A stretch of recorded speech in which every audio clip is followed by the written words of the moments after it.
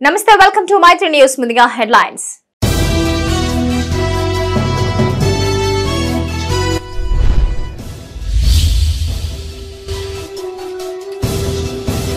కొనసాగుతున్న ప్రజాపాలన కార్యక్రమం దరఖాస్తులు స్వీకరించిన అధికారులు.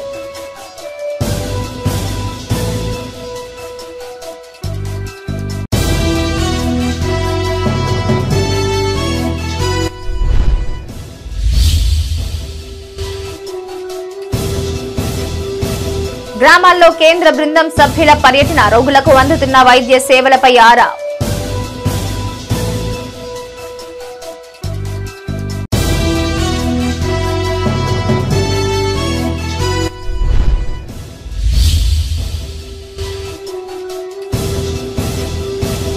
తాగి రోడ్లపైకొస్తే కఠిన చర్యలు, కోరుట్ల మెట్పల్లిలో పోలీసుల తనిఖీలు.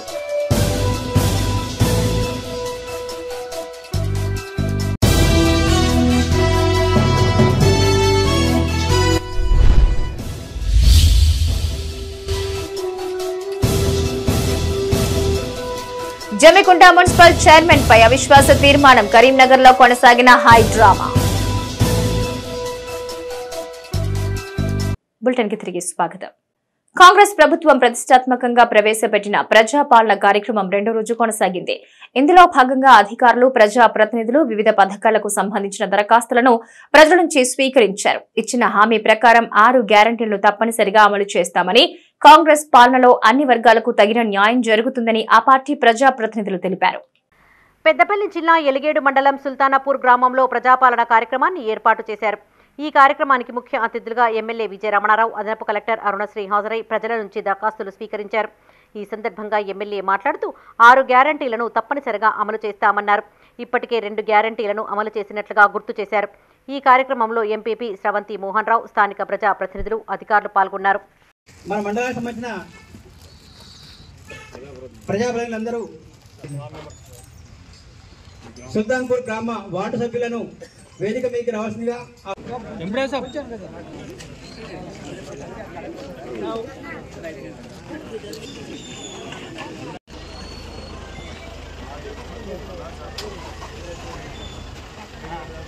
ఏది అప్లై చేసుకున్నా అది తెల్ల రేషన్ కార్డుకు ముడిపడి ఉంటుంది.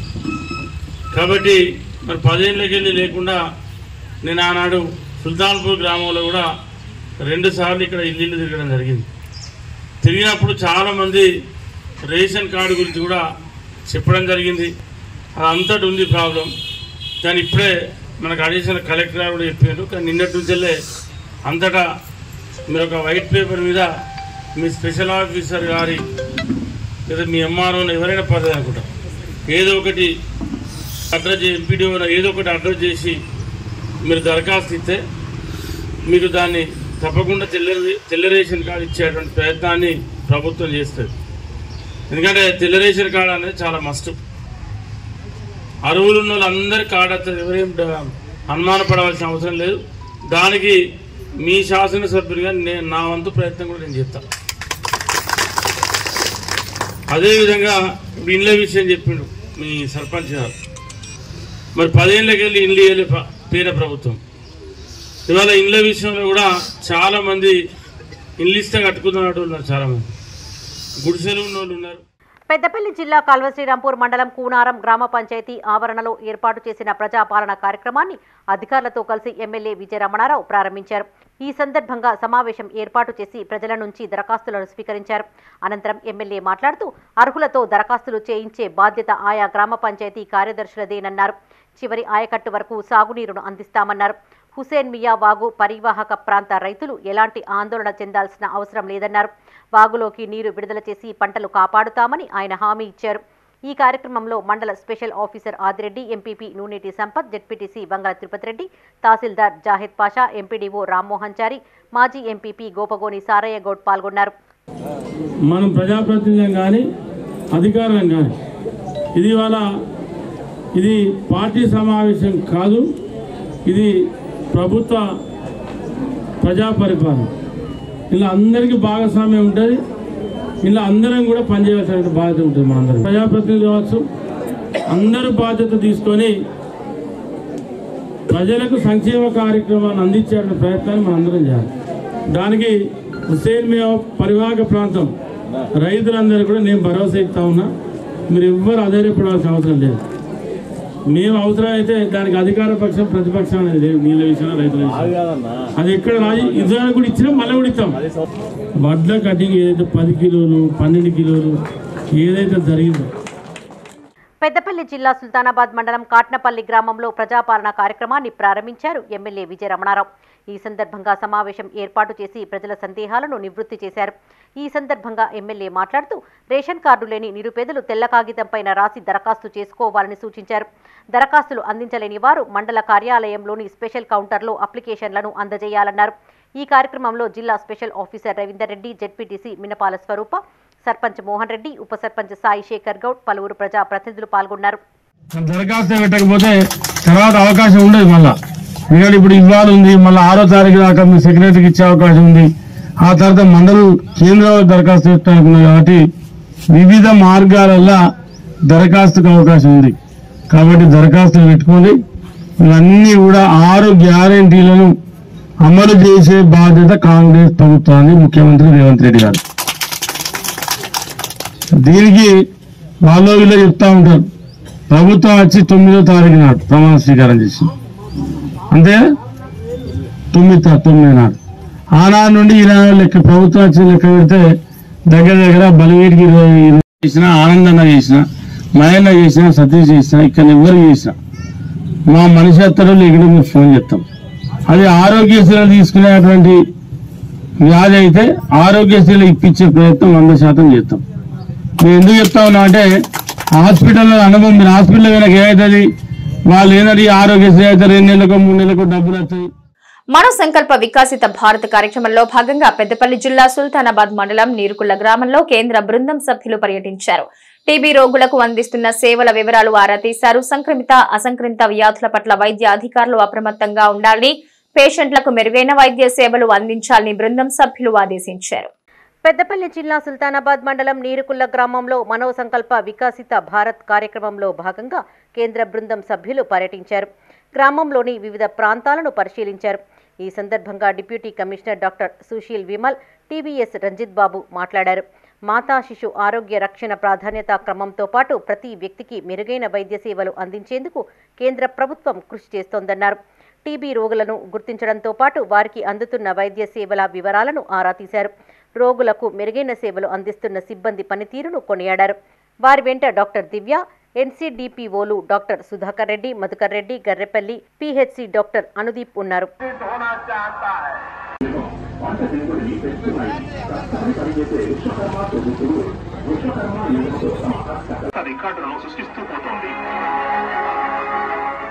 तेलंगाना सहित पूरा देश संतुष्टिकरण के रास्ते पर चलना चाहता है. सबका प्रयास से विकसित होना चाहता है.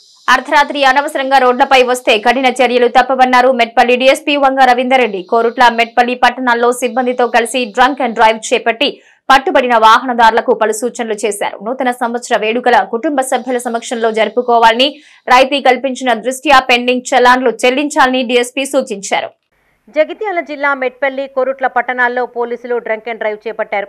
అర్ధరాత్రి తాగి రోడ్లపైన తిరుగుతున్న పలువురిని పట్టుకుని కౌన్సిలింగ్ ఇచ్చారు. ఈ సందర్భంగా డీఎస్పీ రవీందర్ రెడ్డి మాట్లాడుతూ రాత్రి 11 గంటల తర్వాత అనవసరంగా రోడ్లపైన వచ్చిన వారిపైన కఠిన చర్యలు తీసుకుంటామన్నారు. కుటుంబ సభ్యుల మధ్య నూతన సంవత్సర వేడుకలు జరుపుకోవాలని, తాగి డ్రైవింగ్ చేయవద్దని సూచించారు. న్యూ ఇయర్ వేడుకలు సమీపిస్తున్న నేపథ్యంలో 3 రోజుల పాటు డ్రంక్ అండ్ డ్రైవ్ ప్రోగ్రాం కొనసాగుతుందని చెప్పారు.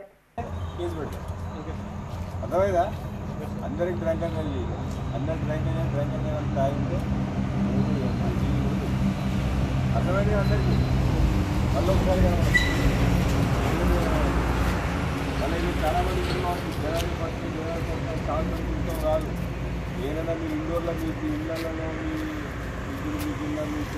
అక్కడనే లోపలే కాగా తాగి రోడ్లో మీకు తింటాము. మెట్పల్లి కురుట్ల పోలీస్ ఆధ్వర్యంలో ఈరోజు ఆపరేషన్ చెబుతున్నా చేసినాము.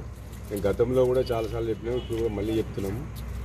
రాత్రి 11 తర్వాత ఎటువంటి ఎస్టాబ్లిష్మెంట్ అయినా, ఎటువంటి షాపు, హోటల్, రెస్టారెంట్ ఏదైనా అన్ని క్లోజ్ చేసుకోవాల్సిందే.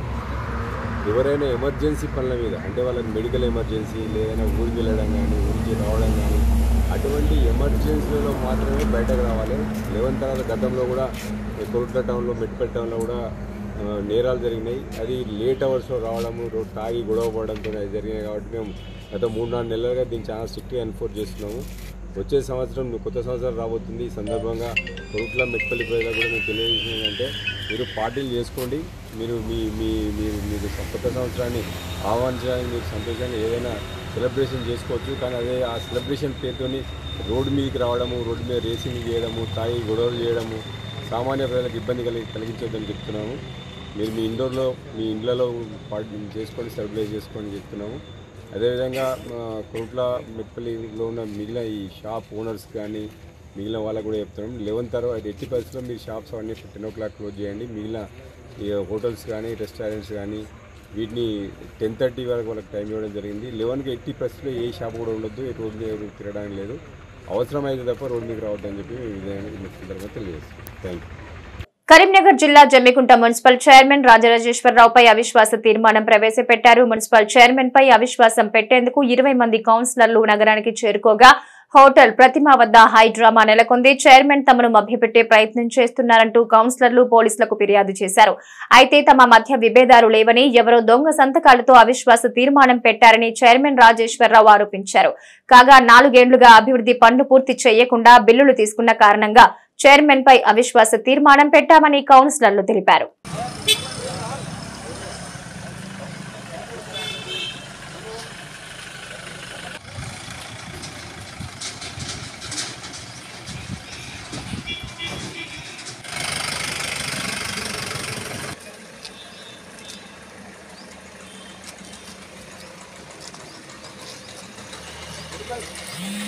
విద్యార్థులు చదువుతో పాటు క్రీడలపైన దృష్టి సారించాలని మాజీ ఎమ్మెల్యే వినోద్ కుమార్ సూచించారు.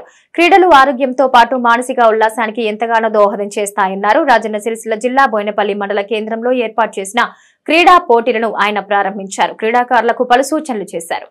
రాజన్న సిరిసిల్ల జిల్లా బోయినపల్లి మండల కేంద్రంలోని ప్రభుత్వ పాఠశాల ఆవరణలో మార్తాండరావు స్మారక క్రీడా పోటీలు నిర్వహించారు.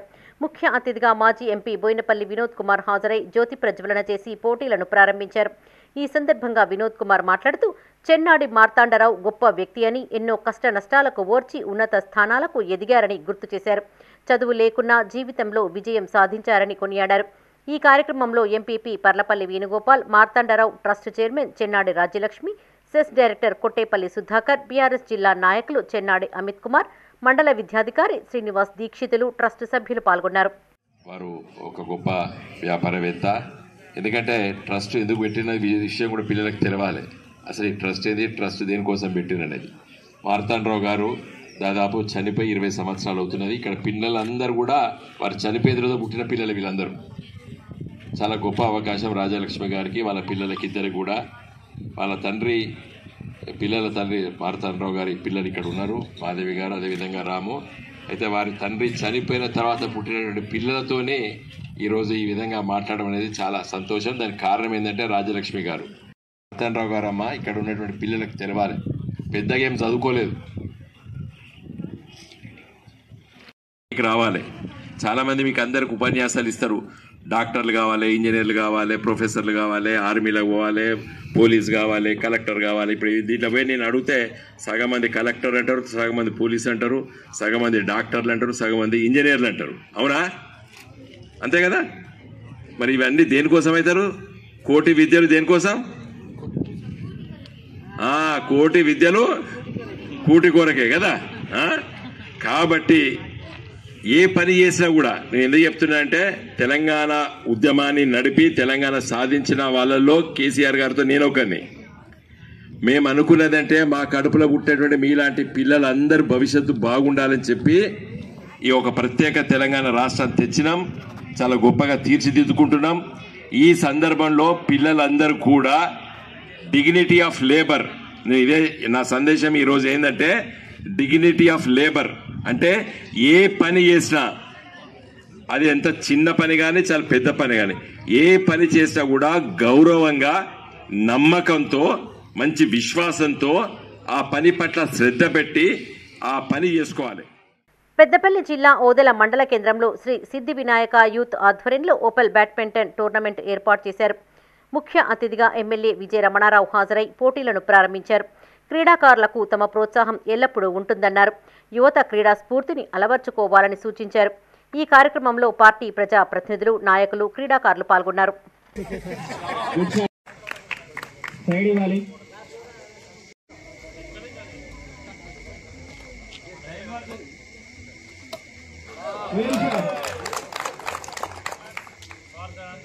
పెళ్లిలో పునారం రోడ్డుకి పెయింట్ సంబంధించినటువంటి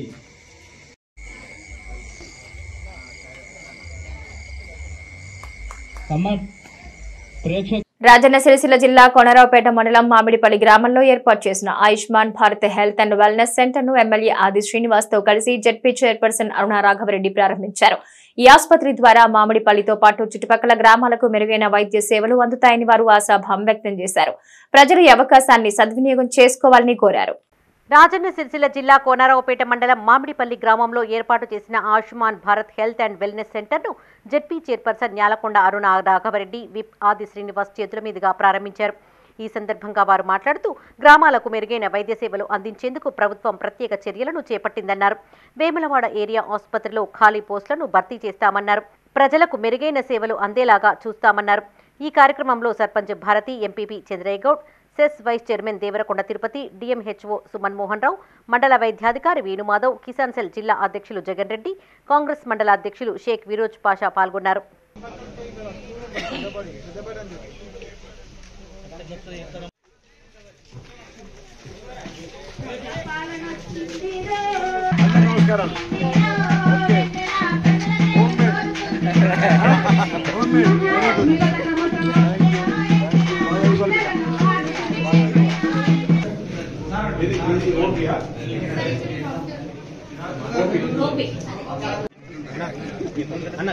కొట్లాడి సాధించుకున్న తెలంగాణలో అనేక విధాలుగా కూడా గత ప్రభుత్వంలో పల్లె దవాఖానాలు అయితేమి అనేక విధాలుగా కూడా మన మండలంలో చూసుకుంటే ఒక 4-6 మనం తెచ్చుకోవడం జరిగింది.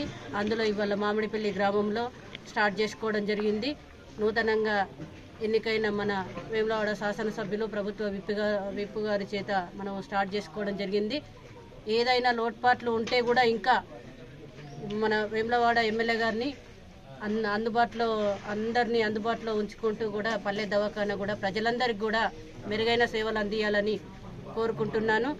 ఎందుకంటే అన్నది 20 లక్షలతో మనం నిర్మించుకోవడం జరిగింది.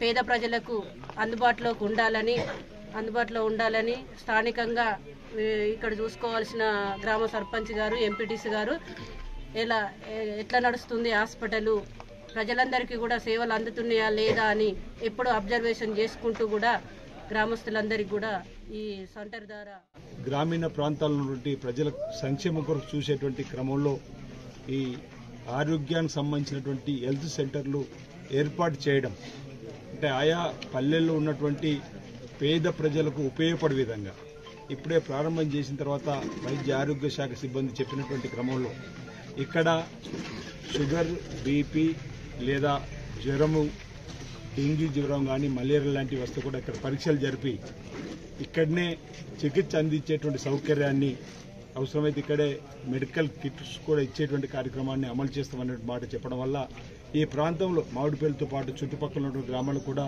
ఇది అనువైనటువంటి ఒక కేంద్రంగా కూడా ఈరోజు ఉపయోగించుకునేటువంటి కార్యక్రమం. మన ప్రతినిత్యం లేస్తూ భగవంతుని ప్రార్థిస్తూ అందరం బాగుండాలనే మొక్కుతాం దేవుణ్ణి.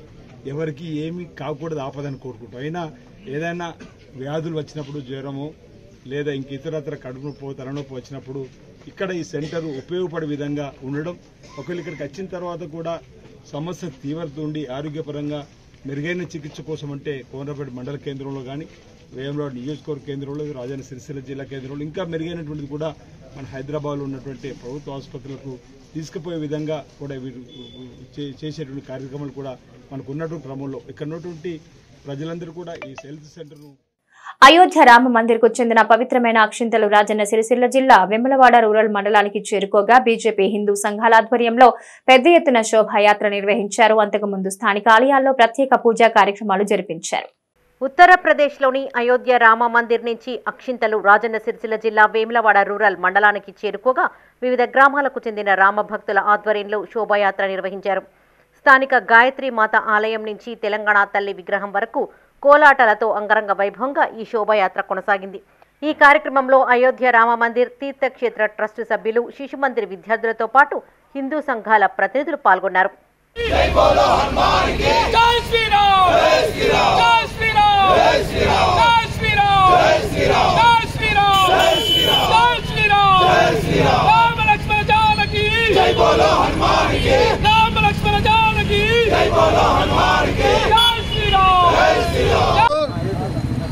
మనం ఏదైతే రకంగా ఈ యొక్క రామాలయానికి నిధి సేకరణలో భాగస్వాములమైనో మరొకసారి కూడా ఈరోజు ఈ యొక్క 17 మన వేములవాడ రూరల్ మండలంలోని 17 గ్రామాలకు ఈ యొక్క అక్షింతలు చేరుతూ ఉన్నాయి. ఈరోజు ప్రతి ఊర్లో గుళ్ళోపల పెట్టి ఫస్ట్ తర్వాత ప్రతి ఒక్క ఇంటికి ఈ యొక్క అక్షింతలను చేరవేర్చే విధంగా ఈ యొక్క కార్యక్రమాన్ని చేపడతా ఉన్నామని చెప్పి తెలియజేస్తా ఉన్నాం.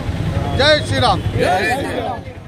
రాజన్న సిరిసిల్ల జిల్లా బోయినపల్లి మండలానికి శ్రీరామ మందిర అక్షింతలు చేరుకోగా మండల కేంద్రంలో శోభాయాత్ర చేపట్టారు. స్థానిక కళాశాల నుండి బోయినపల్లి శివారులోని రామాలయం వరకు ఊరేగింపు కొనసాగింది. ఈ శోభాయాత్రలో గుడి రవీందర్ రెడ్డి, గుంటి శంకర్, ఉదారి నరసింహాచారి, బుజ్జ ప్రభాకర్, గంగాధర్ పాల్గొన్నారు.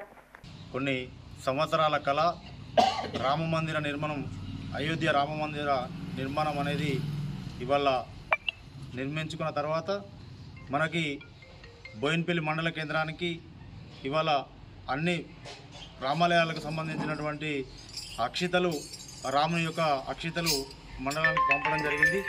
వీటిని భక్తి శ్రద్ధలతో అందరం కూడా అక్కడి నుండి ఊరు బయట నుండి తీసుకొచ్చి రామాలయానికి తీసుకురావడం జరిగింది. ఇందులో పాల్గొన్నటువంటి రామభక్తులందరికీ కూడా పేరు పేరున మా యొక్క కృతజ్ఞతలు తెలియజేస్తాం. ఈరోజు అయోధ్యలో నిర్మితమైనటువంటి భవ్య రామమందిర నిర్మాణం జరిగిన సందర్భంగా యొక్క శ్రీరాముల వారి యొక్క అక్షింతలు ఈరోజు బోయినపల్లి మండలానికి రావడం జరిగింది.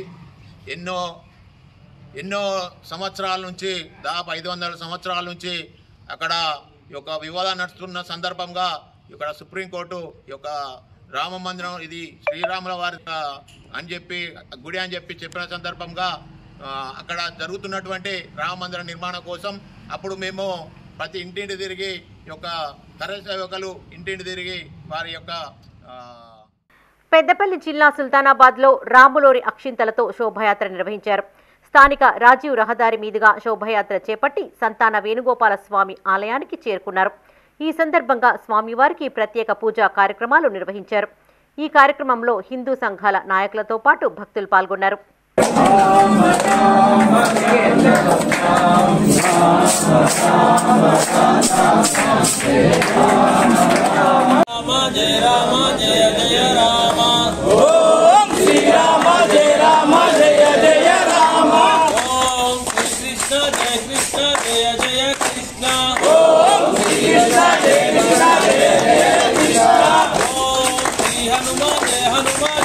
గత 500 సంవత్సరాల నుంచి మనం పోగొట్టుకున్న దాన్ని నేటి రోజున మనం సాధించుకోవడం మనకందరికీ కూడా, హైందవులందరికీ కూడా చాలా గర్వకారణం.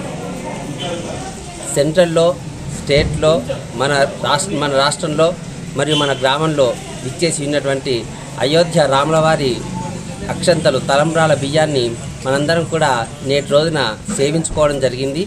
మీ అందరికీ కూడా మన కార్యకర్తలందరూ ఇల్లు తిరుగుతూ రాములవారి యొక్క అక్షంతలను మీ అందరికీ చేరవేయడం జరుగుతుంది. మీ అందరూ కూడా దాన్ని శిరస ధరించి మీరు స్వామివారి యొక్క సేవలో కృతార్థులు కావాల్సిందిగా కోరుచున్నాం. మన రామనిధి సేకరించి అంత పెద్ద రామనిధి సేకరించి ఈరోజు భవ్యమైన రామ మందిరం అయోధ్యలో నిర్మించడం జరిగింది. దీనిని జనవరి 22 ప్రాణ ప్రతిష్ఠ సందర్భంగా ప్రతి ఇంటికి, ప్రతి గడపకు మన అయోధ్య రాముని యొక్క అయోధ్యలో పూజ జరిగిన అక్షంతలు ప్రతి గ్రామాన చేరవేయడం జరిగినది. ప్రతి ఇంటికి తిరిగి కూడా మన కార్యకర్తలు గ్రామాన అందరికీ ఇవ్వడం జరుగుతుంది.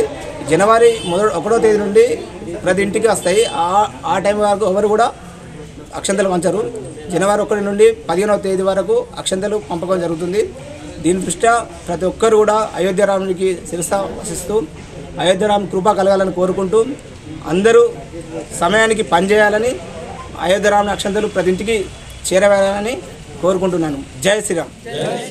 పెద్దపల్లి జిల్లా ధర్మారం మండల కేంద్రంలోకి అయ్యప్ప స్వామి ఆలయంలో మహాపడి పూజ మహోత్సవాన్ని ఘనంగా నిర్వహించారు. ఉదయం స్వామివారికి మహాభిషేకంతో పాటు విశేష పూజలు చేశారు. సాయంత్రం స్థానిక రామాలయం నుంచి పాత బస్టాండ్ అంబేద్కర్ చౌరస్తా మీదుగా అయ్యప్ప స్వామి శోభాయాత్ర చేపట్టారు. అనంతరం స్వామివారి ఆలయం ఎదుట ఉన్న 18 మెట్లను ప్రత్యేకంగా అలంకరించారు. కేరళకు చెందిన అన్ని కృష్ణ నంబూద్రి గురుస్వామి మెట్ల పూజ నిర్వహించారు. వేడుకల్లో ప్రభుత్వ విప్ అడ్లూరి లక్ష్మణ్ కుమార్ పాల్గొని స్వామివారికి ప్రత్యేక పూజలు చేశారు. పెద్ద సంఖ్యలో భక్తులు తరలిరావడంతో అయ్యప్ప నామ స్మరణతో ఆలయం మార్మోగింది. శబరిమల అయ్యప్ప ఆ స్వామికి పరివార దేవతలు ఒక్కొక్క మెట్ల మీద ఉండి ఆ దేవాలయంని కానీ ఆ ప్రాంతముని కానీ పాలిస్తున్నాము అనేది ఆ దేవతలకి ప్రత్యేక పూజ. అది చాలా విశేషం. అది ఈరోజు ఇక్కడ జరిగింది. సంవత్సరంలో ఒకేసారి ఇక్కడ కూడా జరుగుతాయి ఇలాంటి కార్యక్రమం. సో భక్తులు అందరూ వచ్చారు. వచ్చేవాళ్ళు కూడా ఇలాంటి జీవితంలో ఉన్నటువంటి కామం, క్రోధం, లోభం ఇలాంటి దోషము ఇవన్నీ పోయి మంచి యొక్క మనిషిగా మారి బ్రతకాలానికి. అదేవిధంగా ఆ దేవుడు ఇలాంటి 18 ఉన్నా కూడా అందులో మనకు కావాల్సింది ఫస్ట్ ఆరోగ్యం. ఆరోగ్యం ఉంటే బుద్ధి మంచిగా పనిచేస్తాయి. బుద్ధి మంచిగా పనిచేస్తే మన ఆలోచన కానీ కర్మ కానీ బాగుంటుంది.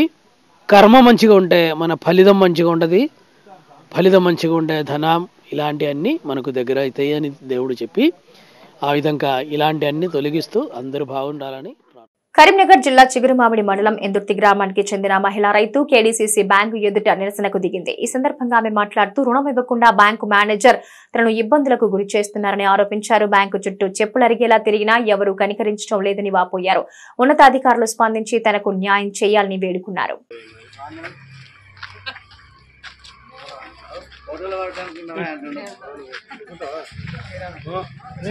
రోమర లక్ష్మణ్ ఫౌండేషన్ 2024 నూతన సంవత్సర క్యాలెండర్ ను బీఆర్ఎస్ నాయకులు చల్మడ లక్ష్మీ నరసింహారావు ఆవిష్కరించారు. ఈ సందర్భంగా ఆయన మాట్లాడుతూ రోమాల లక్ష్మణ్ ఫౌండేషన్ ఆధ్వర్యంలో అనేక సేవా కార్యక్రమాలు నిర్వహిస్తున్నట్టుగా తెలిపారు. భవిష్యత్తులో ఇదే స్ఫూర్తితో ముందుకు సాగాలని ఆయన ఆకాంక్షించారు. ఈ కార్యక్రమంలో ఎంపీపీ మల్లేష్ యాదవ్, మండల అధ్యక్షుడు గొస్కుల రవి, మాజీ ఏఎంసీ చైర్మన్ హనుమాన్లు, మాజీ సర్పంచ్ పిట్టెల వెంకటేష్, యువజన సంఘాల నాయకులు పాల్గొన్నారు.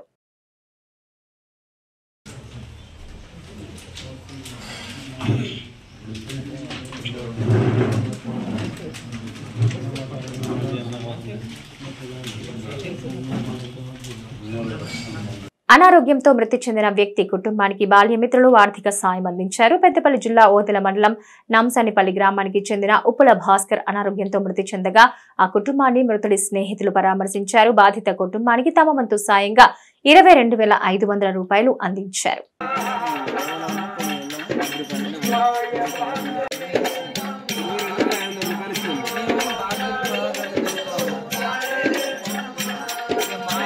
పెద్దపల్లి జిల్లా మంథనలో ప్రభుత్వ జూనియర్ బాలుర కళాశాల విద్యార్థులకు బ్యాగులు పంపిణీ కార్యక్రమాన్ని నిర్వహించారు. మంథని విద్యార్థి యువత ఆధ్వర్యంలో అమెరికాకు చెందిన గుడ్ గ్లోబల్ ఇంటర్నేషనల్ స్వచ్ఛంద సంస్థ తరపున విద్యార్థులకు కాలేజీ బ్యాగులు అందజేశారు. ఈ కార్యక్రమానికి ముఖ్య అతిథిగా హాజరైన రాంపల్లి గౌతమ్ శాలువతో సత్కరించారు. ఈ కార్యక్రమంలో ప్రజా సంఘాల నాయకులు బూడిద గణేష్, వెల్పుల సత్యం, బీజేపీ మైనార్టీల నాయకులు పాల్గొన్నారు.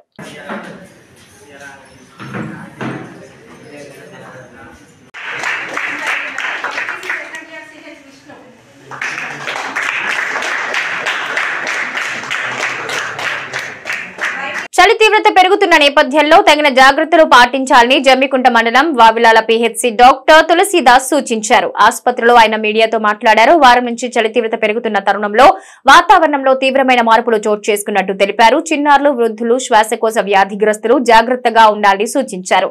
ఉదయం ఎండ వచ్చాకే బయటకు రావాలని, అనారోగ్య సమస్యలు తలెత్తితే డాక్టర్ ను సంప్రదించాలని చెప్పారు.